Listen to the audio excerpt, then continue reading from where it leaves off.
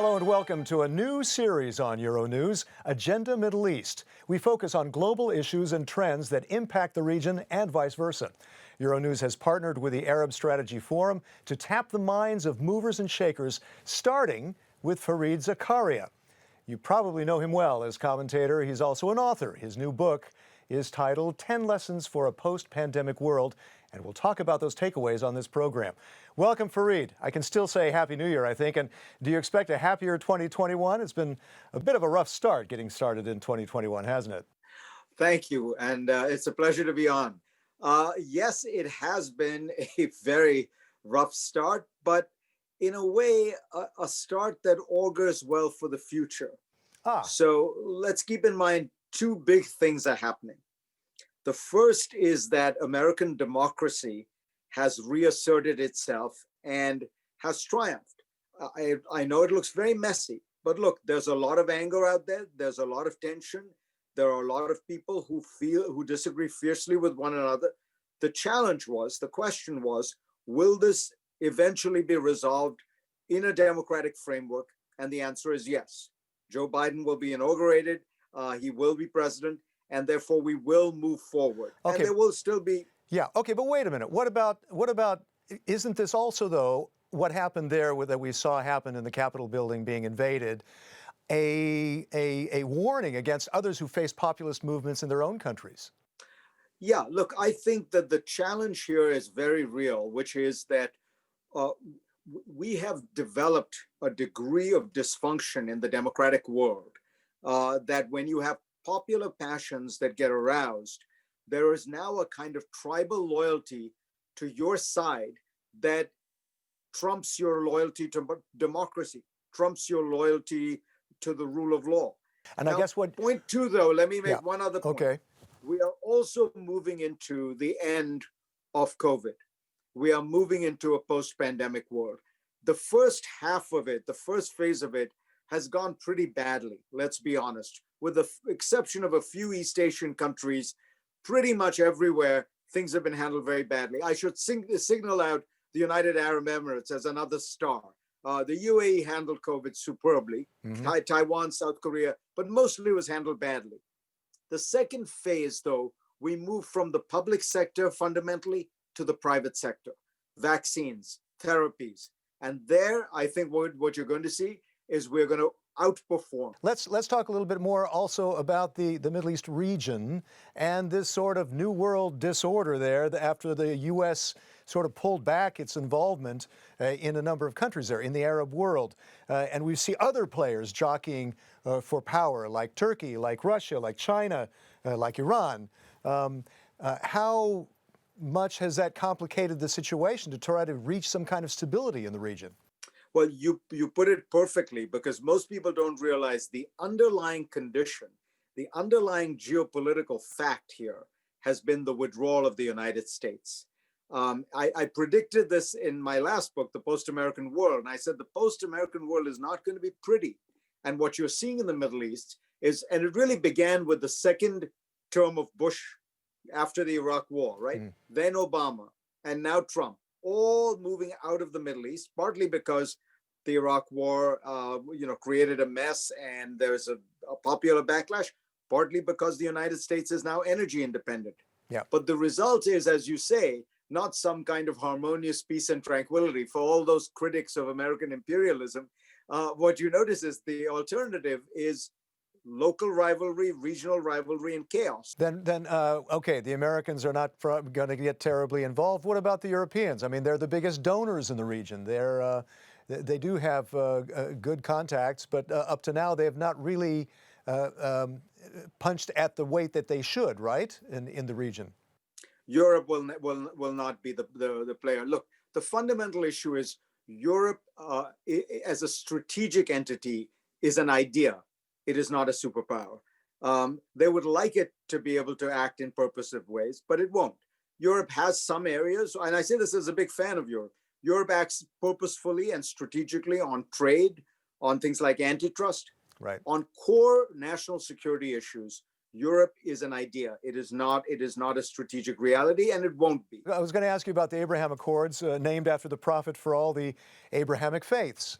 Is there economics behind this, where maybe it is in the interest of all the parties concerned to calm things down and to do more trade? Could trade be that sort of glue that drives a more stable region?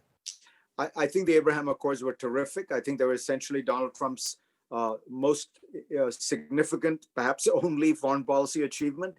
And it's real. I think it probably, you'd have to say the root of it was national security. It is the shared enmity and the shared hostility toward Iran and the shared fear of Iran. But that doesn't mean that the trade part is insignificant. It would be wonderful if we could see some genuine, interdependence and harmony. Then is it possible to build on those Abraham Accords towards some kind of a Camp David, or am I just dreaming here? No, I think you're exactly right. I would hope that the Biden administration would try to take the gains here, and my sense is from what they have said, they intend to do that. How much is the fact that Trump set up a U.S. embassy in Jerusalem be that like a stumbling block to any of that? I don't think so. Real estate is not the problem. The problem is a more fundamental sense that the Palestinians have been given some respect, some dignity, and some sovereignty. Look, you can carve out a part of East Jerusalem, call it Jerusalem, or call it Palestinian Jerusalem. You know what I mean? This is what diplomats are paid to do. There are solutions here. Okay, Fareed, let's look toward these local players. The Gulf Cooperation Council, the GCC as a bloc, especially now after Saudi Arabia and the others lifted their embargo on Qatar. What do you see there? What are the prospects there in them providing some leadership in the region? I think that if Saudi Arabia could take a measure of where it has been and ask itself whether it can lead the Gulf Cooperation Council in the way that it has traditionally been led, which is by consensus and with a soft touch, I think a lot could be achieved. I think that Mohammed bin Salman has been an extraordinary reformer at home. He has done things that people have long been advocating in Saudi Arabia.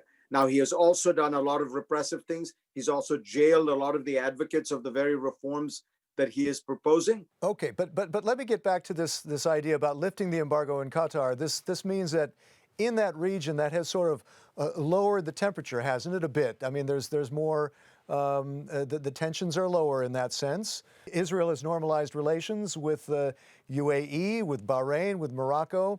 Could that have a calming effect and bring more stability in the region? Absolutely. So it's a good sign. It does point to the central direction I'd like to see Saudi foreign policy go, which is to say the blockade in Qatar was a disaster. They, remember they announced a series of demands that they said Qatar had to fulfill before they would lift the blockade. Mm-hmm. Qatar did not fulfill a single one of those demands, and yet the blockade was lifted. If they were to take another path of consensus, which was the traditional way the GCC operated, I think you could get a lot. And I would say the Abraham Accords are a big step forward in that direction. Okay, let's talk about Iran nuclear and the fact that they have now, of course, the U.S. stepped out of that nuclear agreement, and now Iran has stepped up its nuclear program. How much does that impede Biden and the Europeans from trying to put together a new one? Look, the problem with what the Trump administration did was while it was able to exert more pressure on Iran, it has left the situation highly unstable, very volatile. So I think the Biden administration is absolutely right to say, let's try to get Iran back in the nuclear box and then negotiate on all the other issues. What about the environment, though? I mean, for a while, people thought, oh, great, people are driving less, they're flying less. Now, obviously, we're going to see Biden rejoining the Paris Accord, but lots of people in the science world say that's not going to be enough. Look, the simplest, most powerful, most effective thing that would work is some kind of price on carbon, a carbon tax. Because ultimately, I'm a free market guy. I believe that the best way for government to regulate is not a whole series of complicated regulations. You tax the thing you want to see less of, and you put a huge amount of money into renewables, And you will see over the next 30 or 40 years a transition. And you will see more yellow vests, no? There's going to be you raise a very important issue. It Some has of to these be a trends- just transition. How do you do a just transition with a carbon Right. tax? So some of these trends make sense for everyone in aggregate, but the distributional effects are awkward. Some people benefit more, some people get hurt more. Well, maybe we need to have some kind of compensation mechanisms. Maybe we need subsidies for those people. You know, you have to recognize that you got to bring everyone together. And let's look just 10 years down the line. What do you think? Where will we be in 10 years? I think we are going through a massive transition, and it's because an old order is changing. We are moving on so many fronts simultaneously. We're moving away from an American-dominated world to a world in which it's not just China, but other countries are rising. We're moving to a system where women are genuinely equal. I think we're going to find that we have reinvented this world in a way that is much more inclusive, much more diverse, much more innovative, much more productive. We'll have our own problems, but I think 15 years from now, I would rather be living in that world than today's world. Then you are optimistic that the world will have learned from these 10 lessons from a post-pandemic world. Do we learn everything? No. Do we make new mistakes? Of course. Do we sometimes make the same mistakes again? Yes. But fundamentally, yes. We learn and we will learn. Fareed Zakaria, it's been amazing to talk to you. Thank you so much. And I hope to talk to you again before long. Let's hope for a better 2021. And that's all for now on Agenda Middle East. Thanks for watching, and see you next time.